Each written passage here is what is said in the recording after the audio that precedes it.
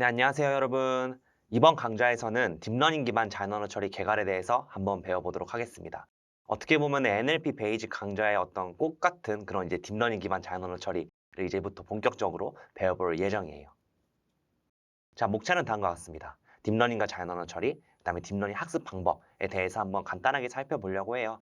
여러분들이 뭐 파이토치나 다른 강좌를 통해서 분명히 이제 딥러닝에 대한 기초에 대해서 학습을 하셨으리라고 생각합니다. 근데 저도 이제 그렇기 때문에 좀 짧게 빠르게 그래도 한번 복습하는 차원에서 한번 저만의 방식으로 다시 한번 설명을 드려보도록 하겠습니다. 자, 딥러닝과 자연 언어 처리의 관계 한번 봐볼게요.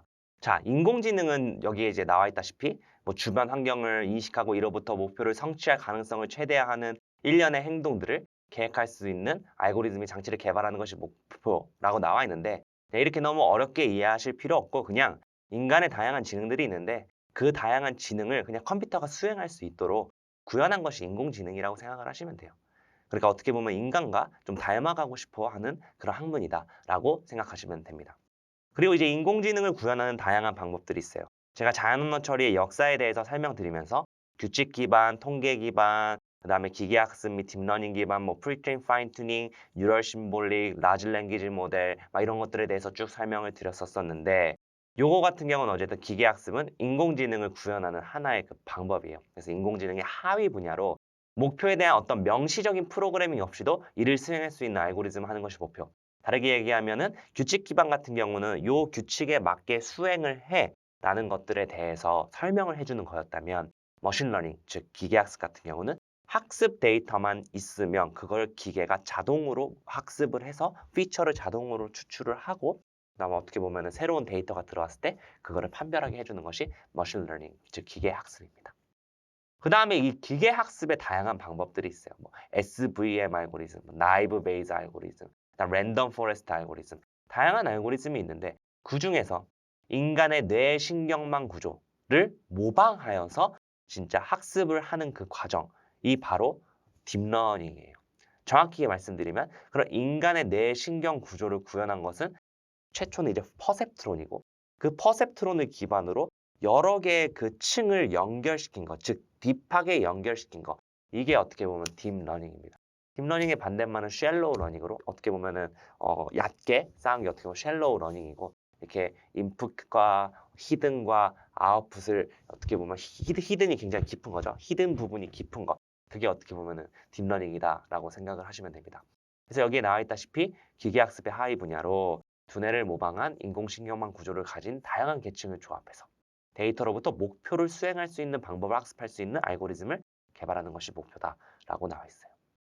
제가 이걸 좀 오래 설명드린 이유는 이게 시작이기 때문이에요. 여러분들이 이런 여러 개의 용어가 있잖아요. 뭐 자연언어 처리, 컴퓨터 비전, 인공지능, 기계학습, 규칙 기반 딥러닝.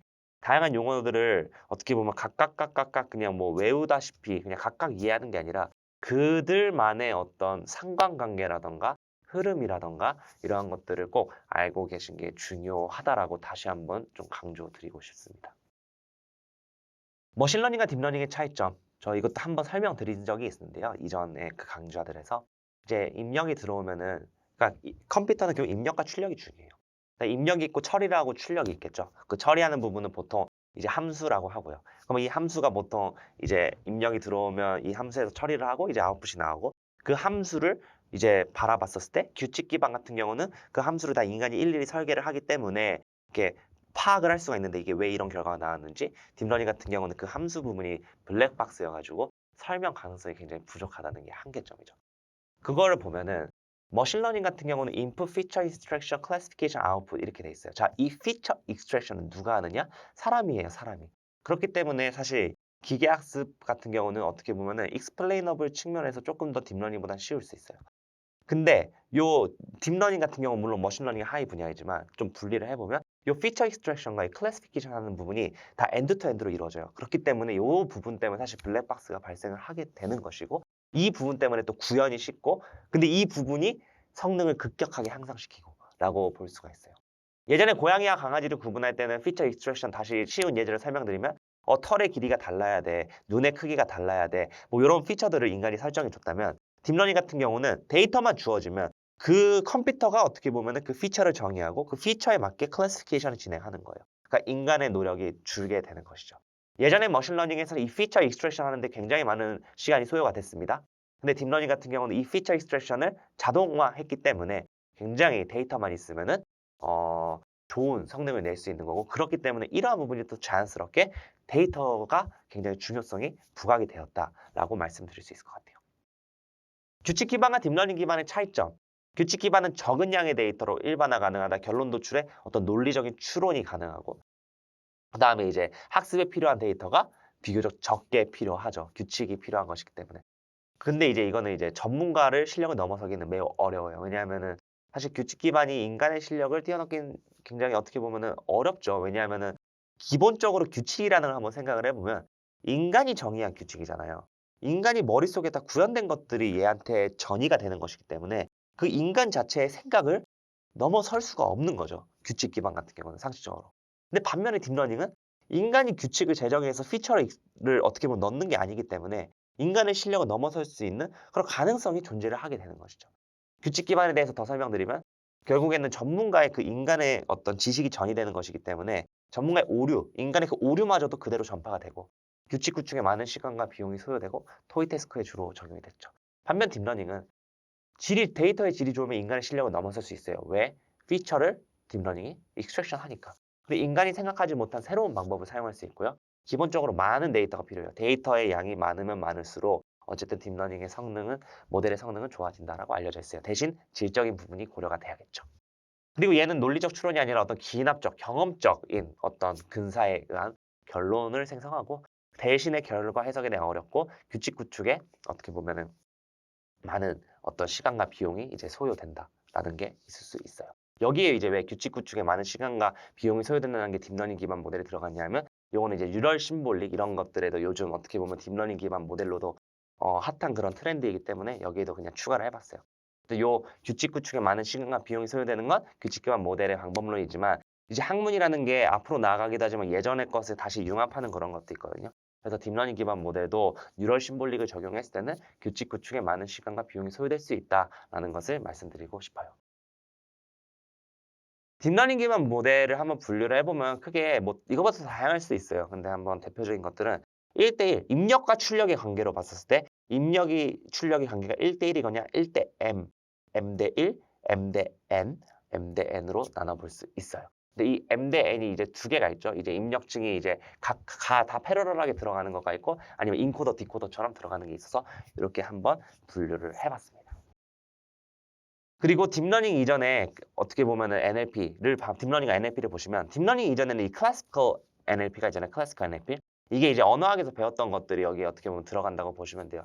포스 태깅을 하고 스타버드를 제거하고 이런 어떤 구문 분석도 하고 의미 분석도 하고 이러한 것들이 어떻게 보면 클래시컬 NLP였다면은 딥러닝 기반 NLP에서는 그러한 과정이 많이 축소가 됐죠. 그냥 인베딩, 히든, 아웃풋 이렇게 어떻게 보면 세 단계로 나누어질 수 있어요. 그래서 클래시컬 NLP에서는 이 프리 프로세싱에서 데이터 피처 익스트랙션을 이런 식으로 추출하는 방면에는 딥러닝 기반의 NLP로 자동으로 수행을 하게 되는 것이죠.